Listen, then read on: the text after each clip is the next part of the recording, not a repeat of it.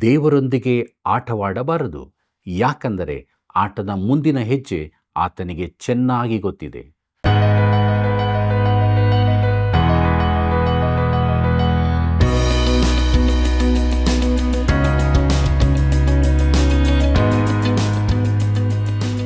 ಪ್ರೀತಿಯುಳ್ಳ ಸಹೋದರ ಸಹೋದರಿಯರೇ, ದೈವಾನ್ವೇಷಣೆ ಸತ್ಯವೇದ ಅಧ್ಯಯನ ಕಾರ್ಯಕ್ರಮಕ್ಕೆ ಪ್ರೀತಿಯ ಸುಸ್ವಾಗತ. ಅರಸನಾದ ಕೋರೇಶನ ಆಯ್ಕೆ, ಅವನು ದೇವರ ಇಷ್ಟಾರ್ಥವನ್ನು ಹೇಗೆ ನೆರವೇರಿಸಿದನು, ಇಸ್ರಾಯೇಲ್ಯರ ಮುಂದರಿಕೆ, ದೇವರ ದಂಡನೆಯ ಬಗ್ಗೆ ಬಹು ಅಗತ್ಯವಾದ ಸತ್ಯಗಳನ್ನು ತಿಳಿದುಕೊಳ್ಳೋಣ. ಬನ್ನಿರಿ, ನಮ್ಮ ಅಧ್ಯಯನವನ್ನು ಪ್ರಾರಂಭಿಸೋಣ. ಪಾಪಿಗಳನ್ನು ನೋಡಿ ಹೊಟ್ಟೆ ಕಿಚ್ಚು ಪಡಬೇಡ, ಯೆಹೋವನಲ್ಲಿ ದಿನವೆಲ್ಲ ಭಯಭಕ್ತಿಯುಳ್ಳವನಾಗಿರು. ಜ್ಞಾನೋಕ್ತಿಗಳು 23ನೇ ಅಧ್ಯಾಯ 17ನೇ ವಚನ. ಕರ್ತನಲ್ಲಿ ಪ್ರೀತಿಯುಳ್ಳ ಸಹೋದರ ಸಹೋದರಿಯರೇ, ನಮ್ಮ ರಕ್ಷಕನಾದ ಯೇಸು ಕ್ರಿಸ್ತನ ಅತಿ ಪರಿಶುದ್ಧವುಳ್ಳ ನಾಮದಲ್ಲಿ ನಿಮ್ಮೆಲ್ಲರಿಗೂ ನನ್ನ ಹೃದಯಪೂರ್ವಕವಾದ ಪ್ರೀತಿಯ ವಂದನೆಗಳು. ದೇವರಾತ್ಮನ ಬಲವನ್ನು ಬೇಡಿಕೊಳ್ಳುತ್ತಾ ನಮ್ಮ ಅಧ್ಯಯನದಲ್ಲಿ ಮುಂದೆ ಸಾಗುವಾಗ ಯೆಶಾಯನ ಪ್ರವಾದನೆ ಗ್ರಂಥ 45ನೇ ಅಧ್ಯಾಯವನ್ನು ಧ್ಯಾನ ಮಾಡೋಣ. ಪ್ರಿಯರೇ, ಇದರ ಮುಖ್ಯ ಪ್ರಸ್ತಾಪ ಕೋರೇಶನು ಹುಟ್ಟುವ ಮೊದಲೇ ಅವನನ್ನು ಕರೆದದ್ದು, ಸೃಷ್ಟಿಯಾದ ವಿಶ್ವ, ಇಸ್ರಾಯೇಲ್ಯರ ಮುಂದರಿಕೆ ಎಂಬುದಾಗಿದೆ. ಪ್ರಿಯರೇ, ಈ ಅಧ್ಯಾಯದಲ್ಲಿ ಹಿಂದಿನ ಅಧ್ಯಾಯದ ಪ್ರಸ್ತಾಪವೇ ಮುಂದುವರಿದಿದೆ. ಹಿಂದಿನ ಅಧ್ಯಾಯ ಕೋರೇಶನೊಂದಿಗೆ ಕೊನೆಗೊಂಡಂತೆ ಈ ಅಧ್ಯಾಯವು ಕೋರೇಶನೊಂದಿಗೆ ಆರಂಭವಾಗುತ್ತದೆ. 44ನೇ ಅಧ್ಯಾಯದ ಕೊನೆ ವಚನವು ಈ ಅಧ್ಯಾಯದ ಆರಂಭದ ವಚನವಾಗದಿದ್ದುದು ದುರದೃಷ್ಟ. ಆದರೆ ಅಧ್ಯಾಯ ವಚನ ವಿಂಗಡಣೆಗಳು ಮನುಷ್ಯನಿಂದ ಮಾಡಲ್ಪಟ್ಟಿದ್ದು ಎಂಬುದು ನಮಗೆ ತಿಳಿದಿರಲಿ. ಕರ್ತನಲ್ಲಿ ಪ್ರಿಯರೇ, 44ನೇ ಅಧ್ಯಾಯದ ಕೊನೆಯ ವಚನವನ್ನು ಮತ್ತೊಮ್ಮೆ ಓದೋಣ. ಯೆಶಾಯನ ಪ್ರವಾದನೆ ಗ್ರಂಥ 44ನೇ ಅಧ್ಯಾಯ 28ನೇ ವಚನ ಹೀಗೆ ಹೇಳುತ್ತದೆ: ಮತ್ತು ಕೋರೇಶನ ವಿಷಯವಾಗಿ, ಅವನು ನನ್ನ ಮಂದೆ ಕಾಯುವವನು, ಯೆರೂಸಲೇಮ್ ಕಟ್ಟಲ್ಪಡಲಿ, ದೇವಸ್ಥಾನದ ಅಸ್ತಿವಾರವು ಹಾಕಲ್ಪಡಲಿ ಎಂದು ಹೇಳಿ ನನ್ನ ಇಷ್ಟಾರ್ಥವನ್ನೆಲ್ಲ ನೆರವೇರಿಸತಕ್ಕವನು ಎಂಬುದಾಗಿ ಮಾತನಾಡುವವನಾಗಿದ್ದಾನೆ ಎಂಬುದೇ. ಪ್ರಿಯರೇ, ಕೋರೇಶನು ಹುಟ್ಟುವುದಕ್ಕಿಂತ ಸುಮಾರು 200 ವರ್ಷಗಳ ಹಿಂದೆಯೇ ಅವನು ಹೆಸರಿಸಲ್ಪಟ್ಟಿದ್ದಾನೆ. ಈ ಅಸಾಮಾನ್ಯ ಪ್ರವಾದಿಯು ಉದಾರತಾವಾದಿ ವಿಮರ್ಶಕನು ತನ್ನ ಊಹನೆಗಳನ್ನು ದೀರ್ಘಗೊಳಿಸಿ ಈ ಭಾಗವನ್ನು ಯಾರೋ ಅನಾಮಧೇಯ ಶ್ರೇಷ್ಠ ವ್ಯಕ್ತಿ ಬರೆದಿರಬೇಕೆಂದು ಕಲ್ಪಿಸುವುದಕ್ಕೆ ಕಾರಣವಾಗಿದೆ. ಯೆಶಾಯನು 2 ಶತಮಾನಗಳ ಮೊದಲೇ ಒಬ್ಬನನ್ನು ಹೆಸರಿಸಿರುವುದು ಅವರಿಗೆ ನುಂಗಲಾರದ ತುತ್ತಾಗಿರುತ್ತದೆ. ಪ್ರಿಯರೇ, ಇಲ್ಲಿರುವ ಪ್ರಶ್ನೆಯೆಂದರೆ, ಕೋರೇಶನು ಹುಟ್ಟುವುದಕ್ಕಿಂತ 200 ವರ್ಷಗಳ ಮೊದಲೇ ಅವನು ಹೇಗೆ ಈ ರೀತಿ ಗುರುತಿಸಲ್ಪಟ್ಟನು ಎಂಬುದೇ ಆಗಿದೆ. ಇದಕ್ಕೆ 3 ಕಾರಣಗಳಿವೆ ಎಂದು ನಾನು ತಿಳಿಯುತ್ತೇನೆ. ಮೊದಲನೆಯದಾಗಿ, ಅದು ಗುರುತಿಸುವಿಕೆಗಾಗಿ. ಕೋರೇಶನು ನಿಜವಾಗಿ ಬಂದಾಗ ಯೆಶಾಯನು ಯಾರ ಕುರಿತಾಗಿ ಮಾತನಾಡಿದನೆಂಬುದರ ಕುರಿತು ಯಾವ ತಪ್ಪಭಿಪ್ರಾಯವೂ ಇರಲಾರದು. ಎರಡನೆಯದಾಗಿ, ಇಸ್ರಾಯೇಲ್ಯರು ಸ್ವದೇಶಕ್ಕೆ ಹಿಂತಿರುಗಬಹುದೆಂಬ ರಾಜಾಜ್ಞೆಗೆ ಕೋರೇಶನು ಕಾರಣನಾದನು. ಕರ್ತನಲ್ಲಿ ಪ್ರಿಯರೇ, ಯೆಶಾಯನು ದೇವ ಪ್ರಕಟಣೆಗನುಸಾರ ಕೋರೇಶನನ್ನು ಹೆಸರಿಸಿದ್ದಕ್ಕೆ ಮೂರನೆಯ ಕಾರಣವೇನೆಂದರೆ, ಅವನೇ ಎಂಬುದು ನಿಸ್ಸಂದೇಹವಾಗಿ ತಿಳಿದುಬರುವಂತೆ 200 ವರ್ಷಗಳ ಹಿಂದೆಯೇ ಯೆಶಾಯನು ಈ ಕುರಿತು ಸ್ಪಷ್ಟತೆಯಿದ್ದವನಾದರೆ, ಕನ್ಯಾಸ್ತ್ರೀಯಲ್ಲಿ ಮುಂದೆ ಹುಟ್ಟಲಿರುವ ಇಮ್ಮಾನುವೇಲನ 700 ವರ್ಷಗಳ ಮೊದಲೇ ನುಡಿದ ಪ್ರವಾದನೆಯು ಸ್ಪಷ್ಟತೆ ಇದ್ದವನಾಗಿದ್ದನೆಂದರ್ಥ. ಪ್ರಿಯರೇ, ವಿದ್ಯಾವಂತ ಇಸ್ರಾಯೇಲ್ಯನು ಕ್ರಿಸ್ತನ ಬರೋಣಕ್ಕೆ ಸಿದ್ಧನಾಗಿರಬೇಕಿತ್ತು. ಪ್ರಿಯರೇ, ದೇವರು ಕೋರೇಶನನ್ನು ನನ್ನ ಮಂದೆ ಕಾಯುವವನು ಎಂದು ಕರೆದದನ್ನು ಗಮನಿಸಿರಿ. ಅವನು ನನ್ನ ಇಷ್ಟಾರ್ಥವನ್ನೆಲ್ಲ ನೆರವೇರಿಸತಕ್ಕವನು ಎಂದೂ ಹೇಳುತ್ತಾನೆ ಮತ್ತು ಯೆರೂಸಲೇಮ್ ತಿರುಗಿ ಕಟ್ಟಲ್ಪಡುವುದಕ್ಕೆ ಕಾರಣನಾಗುತ್ತಾನೆ. ಪ್ರಿಯರೇ, ಉತ್ತರ ರಾಜ್ಯವನ್ನು ಸೆರೆಗೆ ಒಯ್ಯುವುದಕ್ಕೆ ದೇವರು ಅಶ್ಶೂರವನ್ನು ಉಪಯೋಗಿಸಿದನೆಂಬುದನ್ನು ನೆನಪಿನಲ್ಲಿಡಿರಿ. ಬಳಿಕ ಯೆರೂಸಲೇಮನ್ನು ನಾಶ ಮಾಡಿದ ದಕ್ಷಿಣ ರಾಜ್ಯದವರನ್ನು ಸೆರೆ ಒಯ್ಯುವುದಕ್ಕೆ ಬಾಬೇಲನ್ನು ಉಪಯೋಗಿಸಿದನು. ಈ ಕಾರ್ಯಗಳಿಗಾಗಿ ದೇವರು ಉಪಯೋಗಿಸಿದ ಜನರು ದುಷ್ಟರೇ ಆಗಿದ್ದರು ಮತ್ತು ಅವರ ದುಷ್ಕೃತ್ಯಗಳಿಗಾಗಿ ದೇವರು ಅವರನ್ನು ಮುಂದಕ್ಕೆ ದಂಡಿಸಿದನು. ಆದರೆ ಕೋರೇಶನ ವಿಚಾರ ಬೇರೆ. ದೇವರು ಅವನನ್ನು ನನ್ನ ಕುರುಬನು ಎಂದು, ನನ್ನ ಇಷ್ಟಾರ್ಥಗಳನ್ನೆಲ್ಲ ನೆರವೇರಿಸುವನು ಎಂದೂ ಕರೆದಿದ್ದಾನೆ. ಕರ್ತನಲ್ಲಿ ಪ್ರಿಯರೇ, ನಾವು ಪರಲೋಕಕ್ಕೆ ಹೋದಾಗ ನಮಗೆ 2 ಆಶ್ಚರ್ಯಕರ ಸಂಗತಿಗಳು ಕಾಣಬಹುದೆಂದು ನಾನು ನೆನೆಸುತ್ತೇನೆ. ಮೊದಲನೆಯದು, ನಾವು ಅಲ್ಲಿರುವವರೆಂದು ನಿರೀಕ್ಷಿಸಿರದ ಕೆಲವರು ಅಲ್ಲಿರುತ್ತಾರೆ. ಕೋರೇಷನು ಅವರಲ್ಲೊಬ್ಬನೆಂದು ನಾನು ನೆನೆಸುತ್ತೇನೆ. ಎರಡನೇದಾಗಿ, ನಾವು ಅಲ್ಲಿರುತ್ತಾರೆಂದು ನಿರೀಕ್ಷಿಸಿದವರು ಅಲ್ಲಿ ಇರದೇ ಹೋಗುತ್ತಾರೆ. ಮತ್ತು ಪ್ರಿಯರೇ, ನಾವು ಅಲ್ಲಿರುವುದಕ್ಕೆ ಕಾರಣವೆಂದರೆ ಕ್ರಿಸ್ತನು ನಮ್ಮ ರಕ್ಷಕನಾಗಿರುವುದರಿಂದಲೇ. ಕರ್ತನಲ್ಲಿ ಪ್ರಿಯರೇ, ಕೋರೇಷನು ನನ್ನ ಇಷ್ಟಾರ್ಥವನ್ನೆಲ್ಲ ನೆರವೇರಿಸುವನೆಂದು ದೇವರು ಹೇಳಿರುವುದು ಆಶ್ಚರ್ಯವಾಗಿದೆ. ದೇವರ ಚಿತ್ತವನ್ನು ಮಾತ್ರವಲ್ಲದೆ ದೇವರ ಇಷ್ಟಾರ್ಥವನ್ನೆಲ್ಲ ನೆರವೇರಿಸುವನು. ಸನ್ನೆರೀಬನು, ನೆಬೂಕದ್ನೆಚ್ಚರನು ಇಸ್ರಾಯೇಲನ್ನು, ಯಹೂದವನ್ನು ಸೆರೆಗೆ ಒಯ್ಯುವ ಮೂಲಕ ದೇವರ ಚಿತ್ತವನ್ನು ನೆರವೇರಿಸಿದರು. ಆದರೆ ಕೋರೇಷನು ದೇವರ ಇಷ್ಟಾರ್ಥವನ್ನು ನೆರವೇರಿಸುತ್ತಾನೆ. ಇದು ಸ್ವಲ್ಪ ಬೇರೆಯಾಗಿದೆ. ಪ್ರೀತಿಯುಳ್ಳ ದೇವಜನರೇ, ಕೋರೇಷನು ಹುಟ್ಟುವ ಮೊದಲೇ ಅವನನ್ನು ಕರೆದದ್ದು ಎಂಬ ವಿಚಾರವನ್ನು ನೋಡೋಣ. ಯೆಶಾಯನ ಪ್ರವಾದನೆ ಗ್ರಂಥ 45ನೇ ಅಧ್ಯಾಯ 1ನೇ ವಚನ ಹೀಗೆ ಹೇಳುತ್ತದೆ: ಯೆಹೋವನು ಯಾವನ ಕೈ ಹಿಡಿದು ಯಾವನೆದುರು ಜನಾಂಗಗಳನ್ನು ತುಳಿದು ರಾಜರ ನಡುಕಟ್ಟನ್ನು ಬಿಚ್ಚಿ ಯಾವನ ಮುಂದೆ ಬಾಗಿಲು ಹೆಬ್ಬಾಗಿಲುಗಳನ್ನು ತೆರೆದು ಮುಚ್ಚಲೀಸಾನೋ ತಾನು ಅಭಿಷೇಕಿಸಿದ ಆ ಕೋರೇಷನಿಗೆ ಹೀಗನ್ನುತ್ತಾನೆ ಎಂಬುದಾಗಿ. ಪ್ರೀತಿಯುಳ್ಳ ಸಹೋದರ ಸಹೋದರಿಯರೇ, ಇದೊಂದು ವಿಶೇಷವಾದ ಪ್ರವಾದನೆಯಾಗಿದೆ. ಯೆಶಾಯನು ಕೋರೇಷನ ಕುರಿತು ಮಾತನಾಡಿದ 200 ವರ್ಷಗಳವರೆಗೂ ಕೋರೇಷನು ಚರಿತ್ರೆಯನ್ನು ಪ್ರವೇಶಿಸಿರುವುದಿಲ್ಲ. ಕೋರೇಷನು ಪೂರ್ವದಿಂದ ಪರ್ಷಿಯಾದಿಂದ ಬರುವವನು. ಅವನ ಸಮಾಧಿಯ ಕುರುಹುಗಳು ಇರಾನಿನ ಪಾಸಾರ್ಗದೆ ಎಂಬಲ್ಲಿ ಈಗಲೂ ಇದೆ. ಅವನು ದೇವರನ್ನು ನಂಬಿದ್ದ ದೀನ ಮನುಷ್ಯನಾಗಿದ್ದನು ಎಂಬುದನ್ನು ಗುರುತಿಸಿದಾಗ ಸಮಾಧಿಯ ಮೇಲಣ ಬರಹವನ್ನು ಓದಬಹುದು. ಪ್ರಿಯರೇ, ಗತಕಾಲದ ರಾಜರುಗಳಲ್ಲಿ ಹೆಚ್ಚಿನವರು ಜಂಬ ಕೊಚ್ಚುವವರು, ಸುಳ್ಳುಗಾರರೂ ಆಗಿದ್ದರು. ಮಾತ್ರವಲ್ಲದೆ ದೇವರು ಕೋರೇಷನನ್ನು ತನ್ನ ಅಭಿಷಿಕ್ತನೆಂದು ಕರೆಯುತ್ತಾನೆ. ಈ ಮಾತು ಕರ್ತನಾದ ಯೇಸುವಿಗೆ ಮಾತ್ರ ಅನ್ವಯಿಸುವಂತಾದು. ದೇವರು ಕೋರೇಷನಿಗೆ ಇಂಥ ಹೆಸರನ್ನು ಯಾಕೆ ಕೊಟ್ಟನು? ಯಾಕಂದರೆ ಅವನು ದೇವರ ಚಿತ್ತವನ್ನು ಪೂರೈಸಿದನು, ಇಸ್ರಾಯೇಲ್ಯರನ್ನು ಸೆರೆಯಿಂದ ಬಿಡಿಸಿದನು ಮತ್ತು ಅವರು ವಾಗ್ದಾತ ದೇಶಕ್ಕೆ ಹಿಂದಿರುಗಿ ಹೋಗಲು ಅನುಮತಿ ಕೊಟ್ಟನು. ಕರ್ತನಲ್ಲಿ ಪ್ರಿಯರೇ, ದೇವರು ಕೋರೇಷನ ಕುರಿತು ಹೀಗೆ ಹೇಳುತ್ತಾನೆ. ಅದೇನೆಂದರೆ, ಯೆಶಾಯನ ಪ್ರವಾದನೆ ಗ್ರಂಥ 45ನೇ ಅಧ್ಯಾಯ 3ನೇ ವಚನ ಹೀಗೆ ಹೇಳುತ್ತದೆ: ನಿನ್ನ ಹೆಸರು ಹಿಡಿದು ಕರೆಯುವ ನಾನು ಯೆಹೋವನು, ಇಸ್ರಾಯೇಲ್ಯರ ದೇವರು ಎಂದು ನೀನು ತಿಳಿದುಕೊಳ್ಳುವ ಹಾಗೆ ಕತ್ತಲಲ್ಲಿ ಬಚ್ಚಿಟ್ಟಿರುವ ಆಸ್ತಿಪಾಸ್ತಿಯನ್ನು, ಗುಪ್ತ ಸ್ಥಳಗಳಲ್ಲಿ ಮರೆಮಾಡಿದ ನಿಧಿ ನಿಕ್ಷೇಪವನ್ನು ನಿನಗೆ ಕೊಡುವೆನು ಎಂಬುದಾಗಿ. ಪ್ರೀತಿಯುಳ್ಳ ದೇವಜನರೇ, ಬಾಬೇಲಿನ ಅರಸರು ತಾವು ಸೋಲಿಸಿದ ದೇಶಗಳಿಂದೆಲ್ಲ ಸೂರೆ ಮಾಡಿದ ಎಲ್ಲ ಬೆಲೆಬಾಳುವ ವಸ್ತುಗಳು, ವಿಶೇಷವಾಗಿ ಯೆರೂಸಲೇಮಿನಿಂದ ಕೊಂಡೊಯ್ದದ್ದು ಎಲ್ಲವೂ ಕೋರೇಷನಿಗೆ ಸಿಕ್ಕಿದವು. ಯೆಶಾಯನ ಪ್ರವಾದನೆ ಗ್ರಂಥ 45ನೇ ಅಧ್ಯಾಯ 4 ಮತ್ತು 5ನೇ ವಚನಗಳನ್ನು ಗಮನಿಸಿರಿ.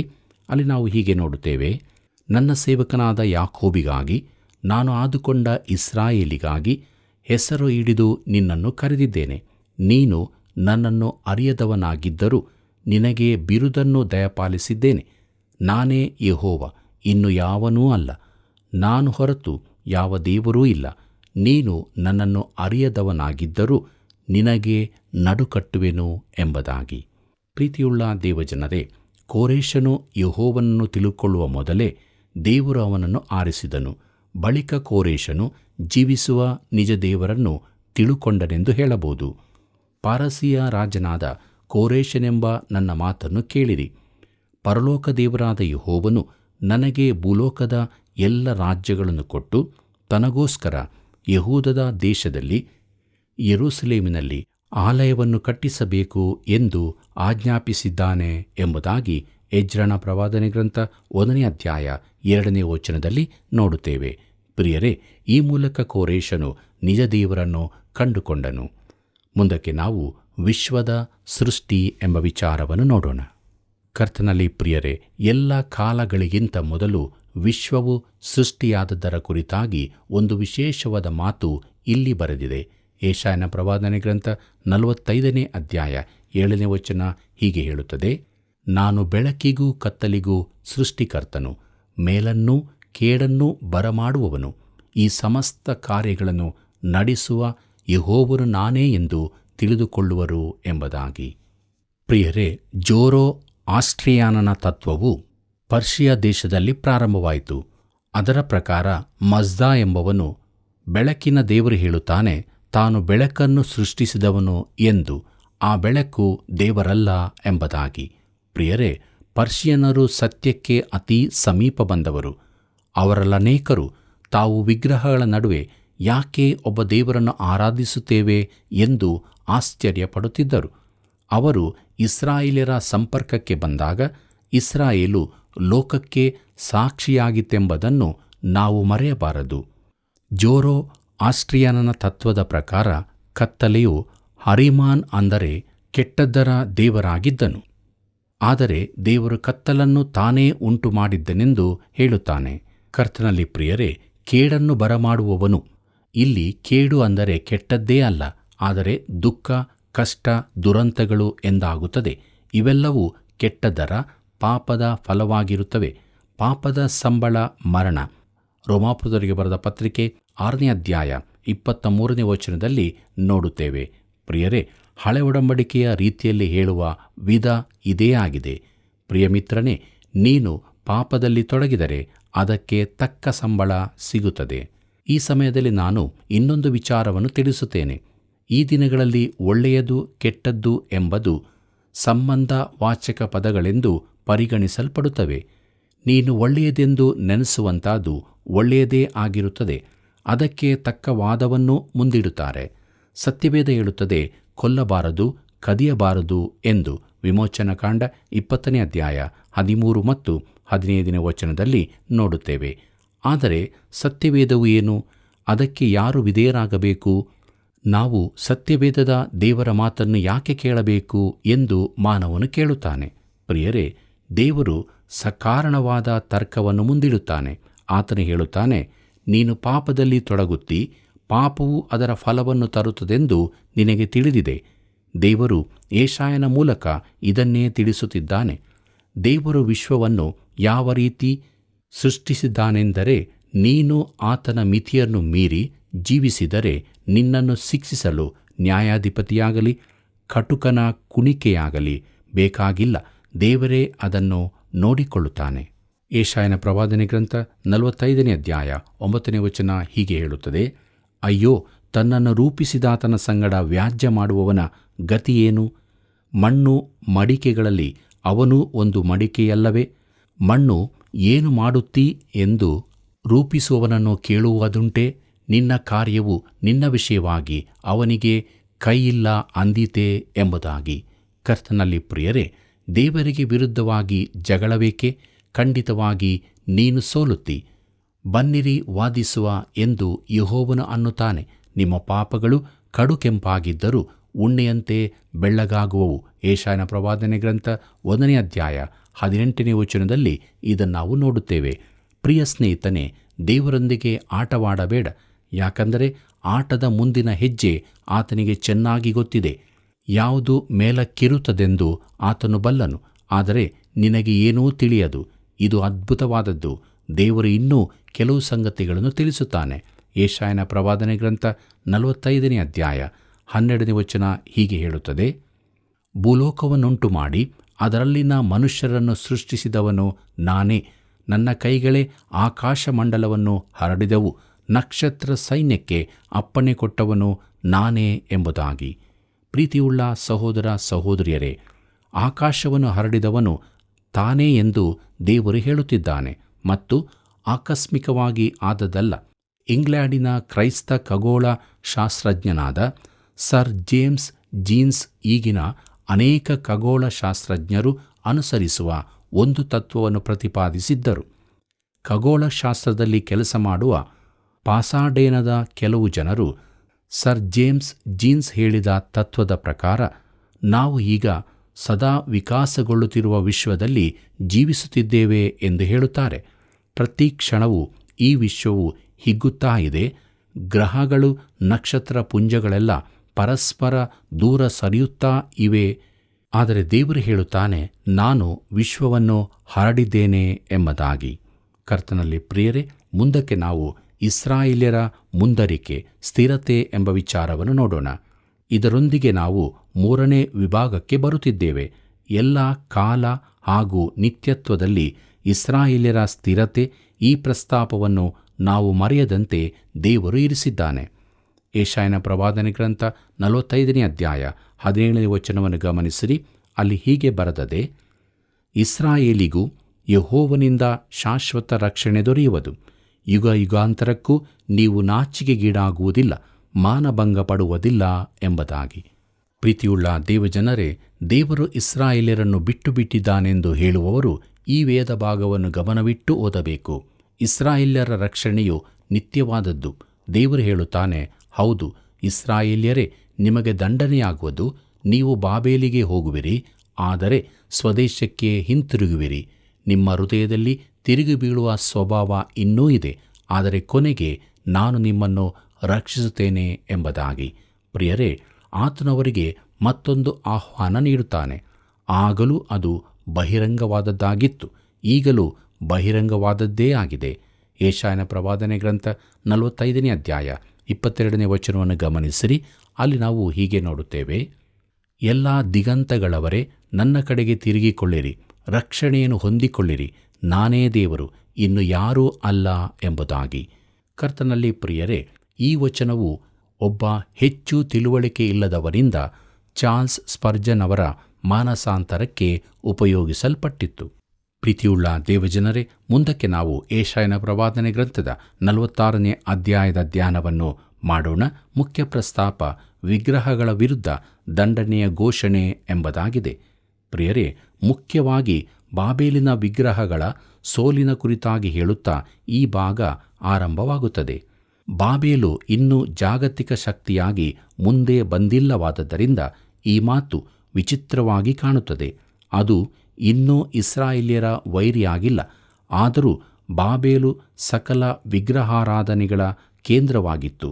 ಆದ್ದರಿಂದ ಬಾಬೇಲಿನ ವಿಗ್ರಹಗಳ ಸೋಲನ್ನು ಘೋಷಿಸಿದ ಬಳಿಕ ಪ್ರವಾದಿಯು ಸಮಸ್ತ ವಿಗ್ರಹಾರಾಧನೆಯನ್ನು ಖಂಡಿಸುತ್ತಾ ಇಸ್ರಾಯೇಲು ನಿಜ ದೇವರನ್ನು ತ್ಯಜಿಸದಂತೆ ಎಚ್ಚರಿಕೆ ಕೊಡುತ್ತಾನೆ. ಯೆಶಾಯನ ಪ್ರವಾದನೆ ಗ್ರಂಥ 46ನೇ ಅಧ್ಯಾಯ 1ನೇ ವಚನ ಹೀಗೆ ಹೇಳುತ್ತದೆ, ಬೇಲ್ ದೇವತೆಯು ಬೊಗ್ಗಿದೆ, ನೇಬೋ ದೇವತೆಯು ಕುಗ್ಗಿದೆ, ಅವುಗಳ ಬೊಂಬೆಗಳು ದನ ಮೊದಲಾದವುಗಳ ಮೇಲೆ ಹೊರಿಸಲ್ಪಟ್ಟಿವೆ. ನೀವು ಮೆರವಣಿಗೆಯಾಗಿ ಹೊರುತ್ತಿದ್ದವುಗಳು ಪಶುಗಳಿಗೆ ಭಾರವಾದ ಹೊರೆಯಾಗಿ ಅವುಗಳನ್ನು ಬಳಲಿಸಿವೆ ಎಂಬುದಾಗಿ. ಪ್ರೀತಿಯುಳ್ಳ ಸಹೋದರ ಸಹೋದರಿಯರೇ, ಬೇಲ್ ಮತ್ತು ನೇಬೋ ಬಾಬೇಲಿನ ದೇವತೆಗಳು. ಬೇಲ್ ಎಂಬುದು ಬಾಳ್ ಎಂಬುದರ ಅಪಭ್ರಂಶವಾಗಿದೆ. ಆ ಪದ ಬೆಲ್ಜಾಬೂಬ್ ಎಂಬುದರ ಪ್ರಥಮ ಭಾಗವಾಗಿದ್ದು ಅದು ಸೈತಾನನ ಹೆಸರುಗಳಲ್ಲಿ ಒಂದಾಗಿದೆ. ನೇಬೋ ಅಂದರೆ ಮಾತಾಡುವವ ಇಲ್ಲವೇ ಪ್ರವಾದಿ ಎಂದರ್ಥ. ಪೌಲ ಬಾರ್ನಬರು ಲುಸ್ರಕ್ಕೆ ಹೋದಾಗ ಅಲ್ಲಿನ ಜನರು ಬಾರ್ನಬನನ್ನು ಬೇಲ್ ಅಥವಾ ಜುಪಿಟರ್ ಮತ್ತು ಪೌಲನು ನೇಬೋ ಇಲ್ಲವೇ ಮರ್ಕ್ಯುರಿ ದೇವತೆ ಎಂದು ಹೇಳುತ್ತಿದ್ದರು. ಕರ್ತನಲ್ಲಿ ಪ್ರಿಯರೇ, ದೇವರು ವಿಗ್ರಹಗಳ ಸಹಾಯಹೀನತೆಯನ್ನು ತನ್ನ ಪ್ರೀತಿ ಶಕ್ತಿಗಳಿಗೆ ಹೋಲಿಸುತ್ತಾನೆ. ಯೆಶಾಯನ ಪ್ರವಾದನೆ ಗ್ರಂಥ 46ನೇ ಅಧ್ಯಾಯ 3ನೇ ವಚನವನ್ನು ಗಮನಿಸಿರಿ. ಅಲ್ಲಿ ಹೀಗೆ ಬರೆದದೆ, ಯಾಕೋಬ ವಂಶವೇ, ಇಸ್ರಾಯೇಲ್ ಸಂತಾನ ಶೇಷವೇ, ನನ್ನ ಮಾತಿಗೆ ಕಿವಿಗೊಡಿರಿ. ನಿಮ್ಮನ್ನು ಗರ್ಭದಿಂದ ಹೊರುತ್ತಿದ್ದೇನೆ, ಹುಟ್ಟಿದಂದಿನಿಂದ ವಹಿಸುತ್ತಿದ್ದೇನೆ ಎಂಬುದಾಗಿ. ಪ್ರಿಯರೇ, ದೇವರು ಹೇಳುತ್ತಾನೆ, ಇಸ್ರಾಯೇಲೇ, ನಾನು ನಿನ್ನನ್ನು ತಾಯಿ ತನ್ನ ಗರ್ಭ ಶಿಶುವನ್ನು ಹೊರುವ ಹಾಗೆ ಹೊರುತ್ತಾ ಬಂದಿದ್ದೇನೆ ಎಂಬುದಾಗಿ. ಯೆಶಾಯನ ಪ್ರವಾದನೆ ಗ್ರಂಥ 46ನೇ ಅಧ್ಯಾಯ 4ನೇ ವಚನವನ್ನು ಗಮನಿಸಿರಿ. ಅಲ್ಲಿ ನಾವು ಹೀಗೆ ನೋಡುತ್ತೇವೆ, ನಿಮ್ಮ ಮುಪ್ಪಿನ ತನಕ ನಾನೇ ಆಧಾರ, ನರೆ ಬಂದಾಗಲೂ ನಿಮ್ಮನ್ನು ಹೊತ್ತು ಸಹಿಸುವೆನು, ನಾನೇ ಉಂಟು ಮಾಡಿದೆನು, ನಾನೇ ಹೊರುವೆನು, ಹೌದು ನಿಮ್ಮನ್ನು ಹೊತ್ತು ಸಹಿಸಿ ನಿರ್ವಹಿಸುವೆನು ಎಂಬುದಾಗಿ. ಪ್ರೀತಿಯುಳ್ಳ ದೇವಜನರೇ, ಸತ್ಯವಾದದ್ದಕ್ಕೂ ಸುಳ್ಳಾದದ್ದಕ್ಕೂ ಇರುವ ವ್ಯತ್ಯಾಸ ಇದೇ ಆಗಿದೆ. ದೇವರು ಇಸ್ರಾಯೇಲ್ ಜನಾಂಗವನ್ನು ಹೊರುತ್ತಾ ಬಂದದಲ್ಲದೆ ಪ್ರತಿ ಮನುಷ್ಯನನ್ನು ತೊಟ್ಟಿಲಿನಿಂದ ಸಮಾಧಿಯವರೆಗೂ ಹೊರುತ್ತಾ ಬಂದಿದ್ದಾನೆ. ದೇವರು ಈಗಲೂ ನಮ್ಮನ್ನು ಹೊರುತ್ತಿದ್ದಾನೆ. ಆದಿಯಿಂದಲೂ ದೇವರೇ ನಿಮಗೆ ನಿವಾಸ ಸ್ಥಾನವಾಗಿದ್ದಾನಲ್ಲ. ಸದಾ ದೇವರ ಹಸ್ತವೇ ನಿಮಗೆ ಆಧಾರ. ಆತನು ನಿಮ್ಮೆದುರಿನಲ್ಲಿ ಶತ್ರುಗಳನ್ನು ಹೊರಡಿಸಿ ಅವರನ್ನು ಸಂಹರಿಸಿರಿ ಎಂದು ಆಜ್ಞಾಪಿಸಿದನು ಎಂಬುದಾಗಿ ಧರ್ಮೋಪದೇಶ ಕಾಂಡ 33ನೇ ಅಧ್ಯಾಯ 27ನೇ ವಚನದಲ್ಲಿ ಓದುತ್ತೇವೆ. ಯೆಶಾಯನ ಪ್ರವಾದನೆ ಗ್ರಂಥ 46ನೇ ಅಧ್ಯಾಯ 5ನೇ ವಚನ ಹೀಗೆ ಹೇಳುತ್ತದೆ, ನನ್ನನ್ನು ಯಾರಿಗೆ ಸರಿಗಟ್ಟಿ ಹೋಲಿಸಿರಿ, ಇಬ್ಬರೂ ಸಮಾನರೆಂದು ನನ್ನನ್ನು ಯಾರೊಡನೆ ಸಮ ಮಾಡಿರಿ ಎಂಬುದಾಗಿ.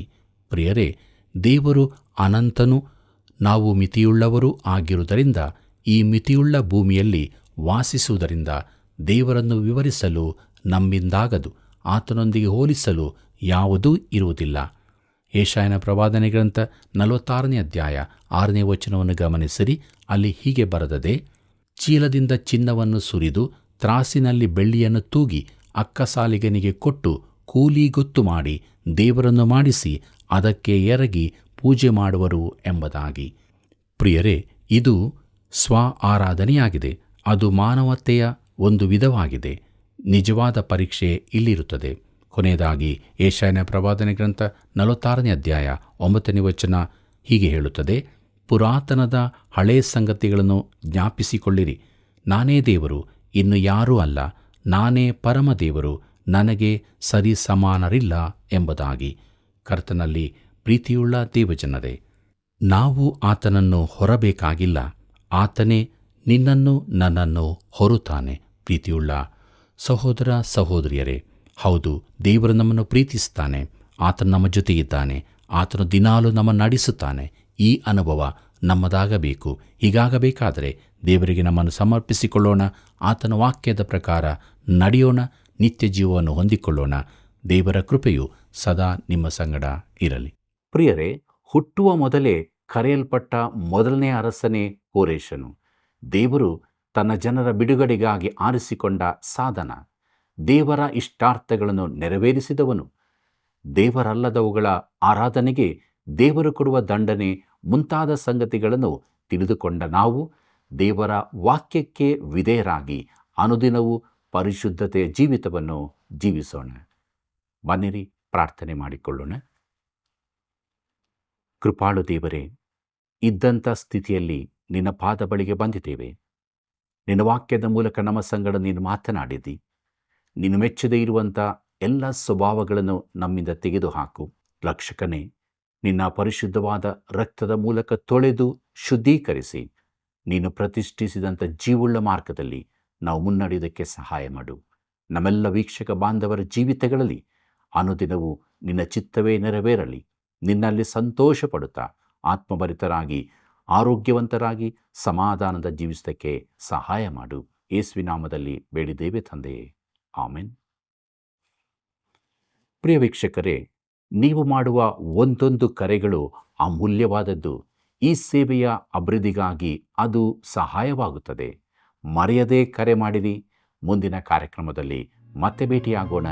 ವಂದನೆಗಳು.